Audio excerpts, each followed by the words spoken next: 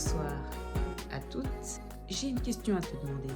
Est-ce que tu n'as jamais eu cette sensation, cette frustration, quand tu as terminé ta journée, d'avoir cette impression que tu as fait plein de choses dans la journée? Tu t'es réveillé, tu as regardé ton agenda avec cette multitude de to-do list. En soi, tu as fait plein d'activités, mais à la fin de ta journée, tu as cette frustration de ne pas avoir réellement avancé. En fait, c'est comme si tu n'avais pratiquement rien fait. On est d'accord que c'est frustrant, n'est-ce pas? Puis voilà, une des premières raisons que tu te dis, c'est que tu as probablement manqué de temps, que le temps est trop court. Oui, c'est vrai. Le temps, si on pouvait le rallonger, mais voilà, c'est comme ça. Le temps est comme il est. On a 24 heures dans une journée.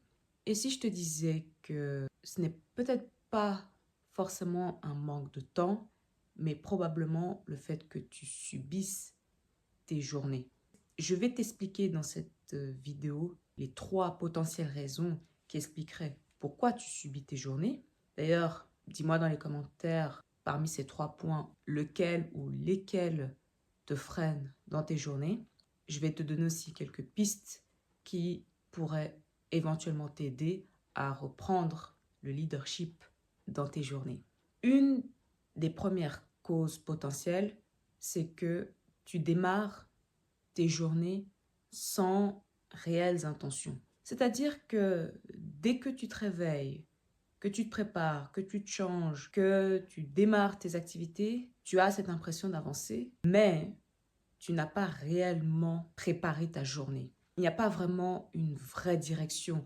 En fait, c'est comme si tu démarrais tes journées de manière automatique, mais sans avoir préparé, sans avoir déterminé ta ou tes priorités, sans avoir une vision claire, sans réelle intention. Et les conséquences de ça, c'est que dès que tu sors de chez toi, ou même si tu es chez toi, tu avances dans tes projets, ta mission, tes activités, tes objectifs en question, eh bien, le fait de ne pas avoir défini une intention claire dans ta journée, bien malheureusement, tu as souvent des risques d'accepter un peu toutes les demandes qui te viennent de gauche à droite, des urgences de tout le monde, des distractions. Et tout ça, ça t'amène à de la dispersion qui s'infiltre. Ça crée une grande frustration et également énormément de surcharge mentale.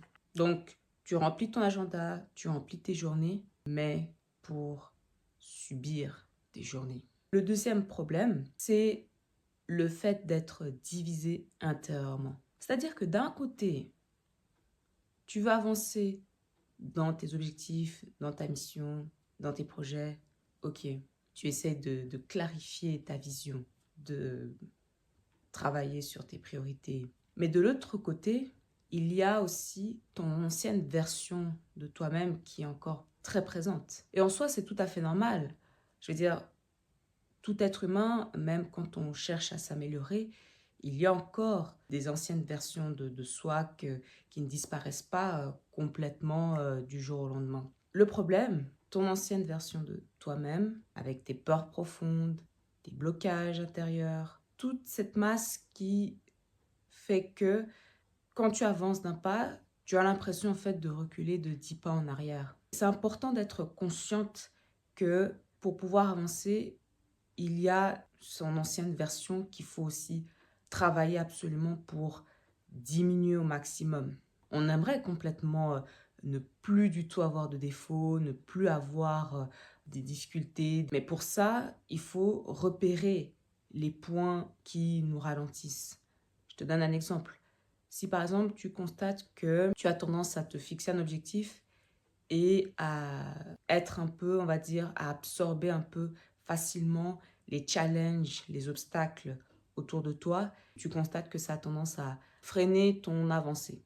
Typiquement, disons que tu t'étais fixé comme objectif de lire un livre par mois, mais bon voilà, il y a eu un ou plusieurs mois où tu as eu tel challenge et tu constates que ça t'a un peu freiné dans ton élan. Le fait de ne pas être consciente de ce cas où tu te laisses absorber par les événements externes, ben, ça va continuer en fait à t'accompagner et malheureusement, ça risque de créer de l'incohérence, du doute, du flou en fait sur ton avancée.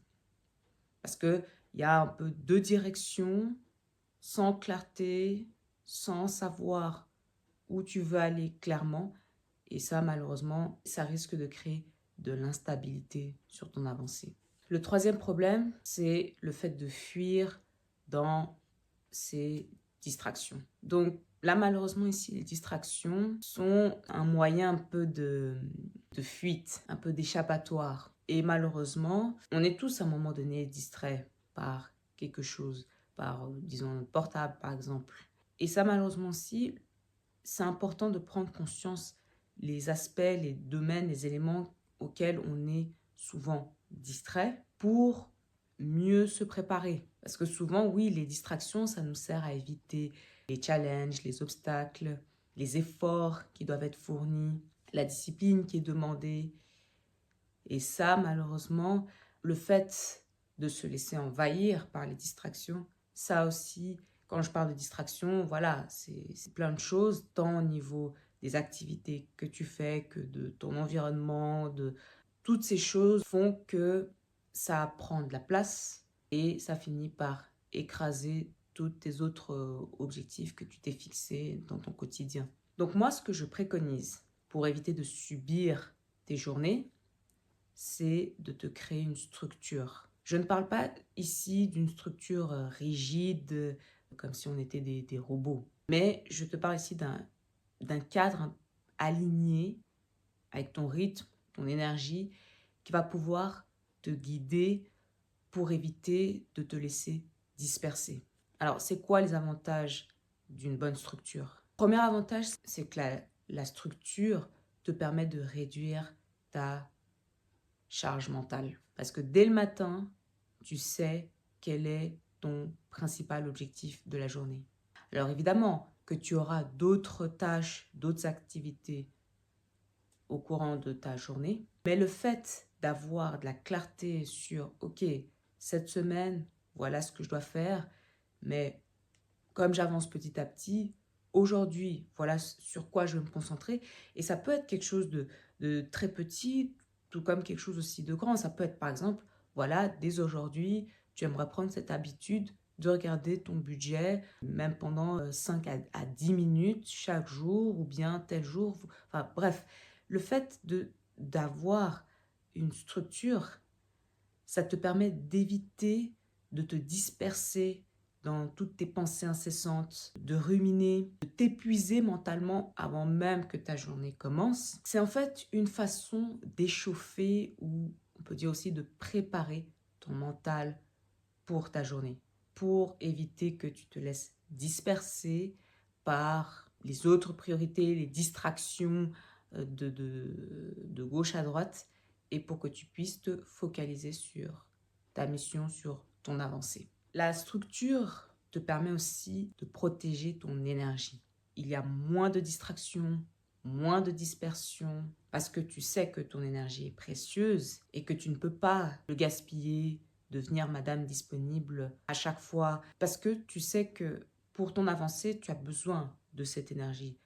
Tu as besoin de te focaliser sur une chose à la fois. Tu as besoin d'une organisation, de structure. Et donc, tu as besoin aussi, comme je l'ai dit au départ, de travailler sur tes points d'amélioration, mais également sur tes points forts. Et ça demande de la concentration, de l'énergie. Et donc là, avec une structure, tu sais que voilà, tu n'auras plus le temps d'être focalisé sur des distractions qui ne t'amènent à rien, qui te font perdre du temps. Et tu vas plutôt chercher à te ressourcer, à te recharger pour pouvoir mieux repartir. Et enfin, la structure te permet aussi à rester dans la constance. Elle te permet de continuer malgré les obstacles, malgré les challenges, même quand tu n'es pas d'humeur, même quand ton ancienne version, ce qui est tout à fait normal, mais quand ton ancienne version va essayer de revenir en force, Eh bien, le fait d'avoir une structure, ça va te permettre d'avoir un cadre pour tenir, pour ne pas te laisser envahir, absorber ou distraite par des éléments externes qui pourraient prendre trop de place et te ralentir sur ton chemin. Donc vraiment, au final, quand tu sens que tu subis tes journées, ce n'est pas forcément à cause du fait que tu ne sois pas motivé, que tu n'aies pas envie, mais le fait de manquer de structure, de cadre, de se laisser disperser à gauche, à droite, d'être divisé intérieurement, de ne pas prendre conscience de ces points d'amélioration qu'il faut travailler, tout comme ces points forts aussi à renforcer. Le fait aussi de ne pas avoir de réelle intention dès le matin, eh bien c'est ça qui crée cette sensation que il y a tout qui nous tombe, tout nous vient en masse et on a l'impression que les journées passent mais sans réellement avancer.